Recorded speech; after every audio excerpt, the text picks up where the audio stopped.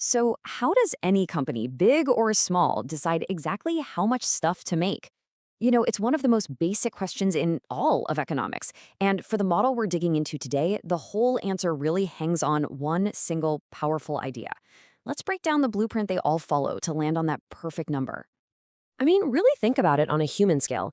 Picture a farmer looking out over an empty field, or a candle maker in their little workshop. They all face the exact same challenge. And you can't just guess, right? They need a system, a reliable set of rules to find that sweet spot, that perfect amount, where they're not making too little, but also not making so much that they get stuck with a bunch of stuff they can't sell. And that entire system, that whole decision process, is built on one very simple, very focused idea. The firm's one and only goal is to maximize its profit. That's it. So the question of how much to produce just becomes, what's the quantity that makes us the most money? Today, we are going to explore the exact blueprint for finding that magic number. Okay, but before we dive in, we have to set the stage. To really get a handle on a firm's decisions, you first have to understand the world it's living in. And for this model, we're looking at a very specific, kind of theoretical environment called perfect competition. These are the rules of the game. So, this world has four key features. First, you've got tons and tons of buyers and sellers, so nobody on their own has any real power. Second, every single firm sells the exact same identical product. Think wheat, not iPhones. Third, it's super easy for new companies to jump into the market and for existing ones to leave. And finally, number 4, everybody knows everything. Prices, quality, no secrets. Now, when you put all 4 of those rules together, you get one huge consequence. They create a very specific type of company, a price taker. This firm has zero, and I mean zero, power to set its own price. It just looks at the going market rate and says, okay, that's the price. If it tried to charge even 1 cent more, poof, all its customers would instantly go to one of the countless other sellers offering the exact same thing. All right, so we've got the rules of the game down. Let's get back to the firm's main mission, making as much profit as possible. And step 1 in that mission is figuring out how it even brings in money in the strange price-taking world. And, this quote from the source material we're looking at just says it all, doesn't it? It's blunt. Every single decision we're about to walk through comes right back to this one single-minded idea. Let's make this real. For our little candle maker, the math is incredibly simple. Check out this table. If the market price for a box of candles is locked in at 10 rupees, then selling 1 box gets you 10 rupees, selling 2 gets you 20, selling 5 gets you 50. The total revenue just climbs in perfect, predictable steps with every box you sell. So this gives us a really basic formula. Total revenue is just the price times the quantity you sell. And since that price, the P is totally fixed by the market, if you were to graph the total revenue, it would just be a perfect straight line going up. The more you sell, the more you make. Simple as that. And this leads to a really cool, kind of brilliant shortcut. For a firm like this, the market price isn't just the price. It's also the average revenue, what you make per unit. And what's really crucial, it's also the marginal revenue, the extra cash you get from selling just 1 more box.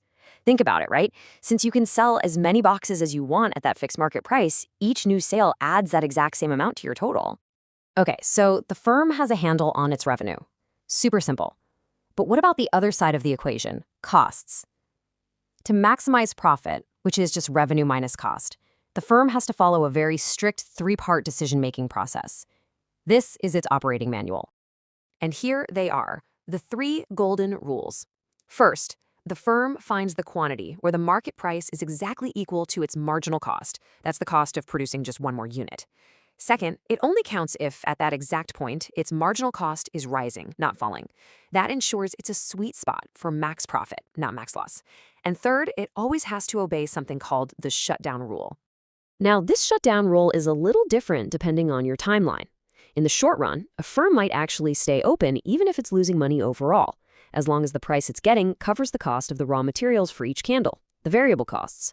It's better to keep producing to help pay some of the rent. But in the long run, no way. The price has to cover everything, the rent, the materials, all of it. If it doesn't, the firm shuts down and exits the market for good. And now we get to the big reveal. Because when a firm just consistently, robotically applies these 3 simple rules, something pretty amazing starts to happen. It's not just making a single decision, it's actually tracing out its own supply curve. It's showing us how it will behave at any price imaginable. So what does this actually look like?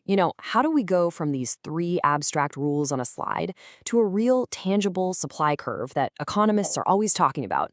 Let's try to picture it. Okay, imagine a graph. The market price is just a flat, horizontal line. Then you have the firm's marginal cost curve, which usually dips down and then curves back up. So what does the firm do?